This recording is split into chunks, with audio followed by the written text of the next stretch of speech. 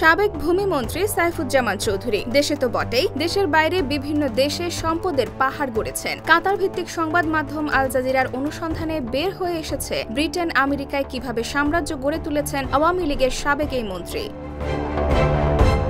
দীর্ঘ অনুসন্ধানের পর বুধবার আল জাজিরার প্রকাশিত ওই প্রতিবেদনে বলা হয়েছে, সাইফুজ্জামান চৌধুরী যুক্তরাজ্যে $250 বিলিয়ন খরচ করে ৩৬০টি বিলাসবহুল বাড়ি কিনেছেন, যা বাংলাদেশি অর্থে প্রায় ৩,০০০ কোটি টাকার সমান। ব্রিটেন ছাড়াও নিজের রিয়েল এস্টেট ব্যবসাকে সম্প্রসারণ করেছেন মধ্যপ্রাচ্যের দেশ সংযুক্ত আরব আমিরাতের দুবাই, নিউ ইয়র্ক, সিঙ্গাপুর এবং মালয়েশিয়া পর্যন্ত। সব মিলিয়ে তিনি ৫০০রও বেশি বাড়ি কিনেছেন, যেগুলোর মূল্য প্রায় $৭০০ মিলিয়ন।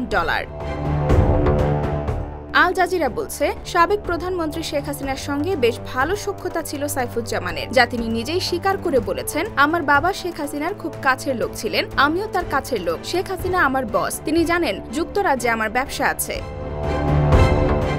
কাতার ভিত্তিক এই সংবাদ মাধ্যম বলেছে, গত বছর বিনিয়োগকারীর ছদ্মবেশে তাদের সাংবাদিক সাইফুজ্জামানের $14 মিলিয়ন বাড়িতে যায়। ওই সময় ছদ্মবেশী সাংবাদিকদের সাইফুজ্জামান বড়াই করে জানান, তিনি কুমিরের চামড়া এবং উট পাখির চামড়ার তৈরি জুতার ওপর হাজার হাজার ডলার খরচ করেন এবং লন্ডনের সবচেয়ে দামি দোকান থেকে ইতালিয়ান স্যুট তৈরি করে পরেন, যেখানে এক জোড়া জুতার দামই $4.5 লাখ টাকার বেশি। সাবেক ভূমিমন্ত্রী সাইফুজ্জামান চৌধুরীর সম্পদের পাহাড় যুক্তরাজ্যে। এছাড়া ওই সময় লন্ডনের নিজের বাড়িও ঘুরিয়ে দেখান তিনি, যেটিতে রয়েছে সিনেমা হল, জিম, ব্যক্তিগত এলিভেটর এবং নতুন রোলস রয়েস গাড়ি রাখার নিরাপদ underground parking area. IBTV USA, new York.